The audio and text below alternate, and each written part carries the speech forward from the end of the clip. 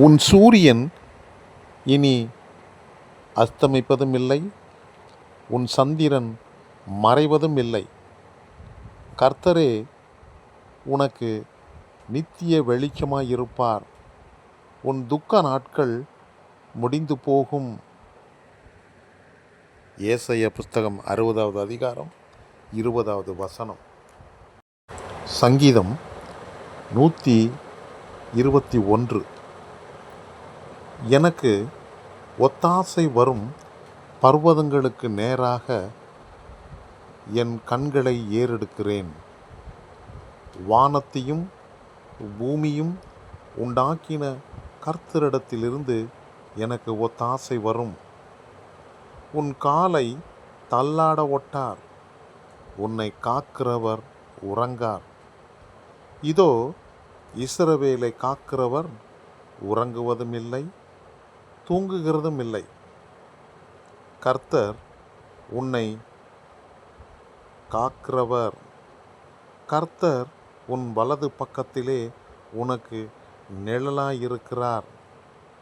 பகலிலே வெயிலாகிலும் இரவிலே நிலவாகிலும் உன்னை சேதப்படுத்துவதுமில்லை. கர்த்தர் உன்னை எல்லா தீங்குக்கும் விலக்கி காப்பார். அவர் உன் ஆத்துமாவை காப்பார். கர்த்தர் உன் போக்கையும் உன் வரத்தையும் இது முதற்கொண்டு என்றென்றைக்கும் காப்பார். சங்கீதம் 121 என்பது உயர்நிலைக்கு செல்லுகிற பாடல் என்று அழைக்கப்படுகிறது. இது தேவனுடைய பாதுகாப்பையும் உதவியையும் பற்றிய நம்பிக்கையின் சங்கீதமாகும். இந்த சங்கீதத்தினுடைய முக்கிய கருத்து 1 மற்றும் 2 வசனங்களை நான் பார்க்கும் பொழுது, எனக்கு உதவி எங்கிருந்து வரும் என்று சங்கீதக்காரன் கேட்கிறார்.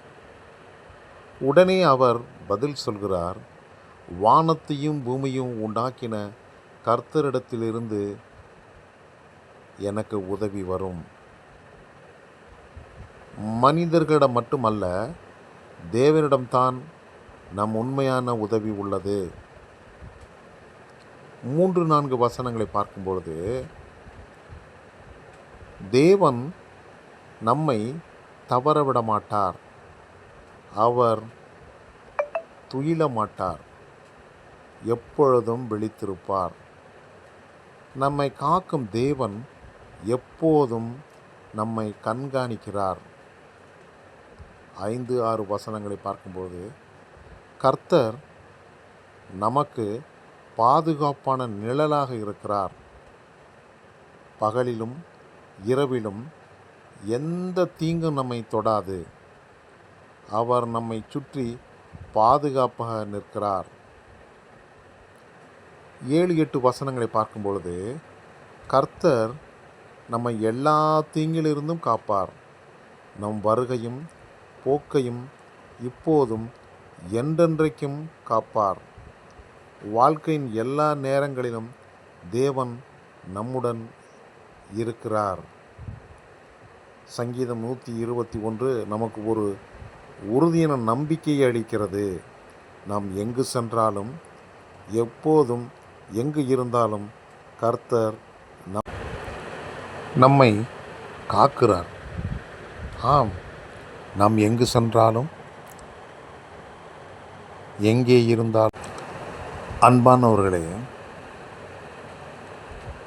இன்று நம்முடைய வாழ்க்கையில் ஒரு முக்கியமான கேள்வி,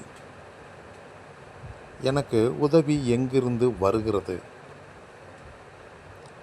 பிரச்சனை வரும்போது, நோய் வரும்போது, பொருளாதார சிரமம் வரும்போது நாம் யாரை நோக்கி பார்க்கிறோம்? நாம் யாரை நோக்கி கூப்பிடுகிறோம்? சங்கீதக்காரன் சொல்கிறார், நான் மலைகளை நோக்கி என் கண்களை உயர்த்துகிறேன். மலை என்பது உயரம், மலை என்பது பாதுகாப்பு. ஆனால் உண்மையான பாதுகாப்பு மலையிலிருந்து அல்ல, வானத்தையும் பூமியும் உண்டாக்கின கர்த்தரிடத்திலிருந்து எனக்கு உதவி வரும். மனிதர் உதவி செய்யலாம், நண்பர்கள் ஆறுதல் சொல்லலாம், ஆனால் படைத்த தேவன் மட்டுமே முழுமையான உதவி தர முடியும். நாம் உறங்கினாலும் நம்முடைய தேவன் உறங்க மாட்டார். அவர் எப்பொழுதும் நம்மை பாதுகாக்கக்கூடியவராக இருக்கிறார். நீங்கள் இரவில் கண்ணீர் விடும்போது, நீங்கள் தனியாக அழும்போது தேவன் விழித்திருக்கிறார். கர்த்தர் உனக்கு நிழலாக இருக்கிறார். வெயில், நிழல் எவ்வளவு முக்கியமோ அப்படியே வாழ்க்கையின் சோதனைகளிலும் தேவன் நமக்கு பாதுகாப்பான நிழலாக இருக்கிறார்.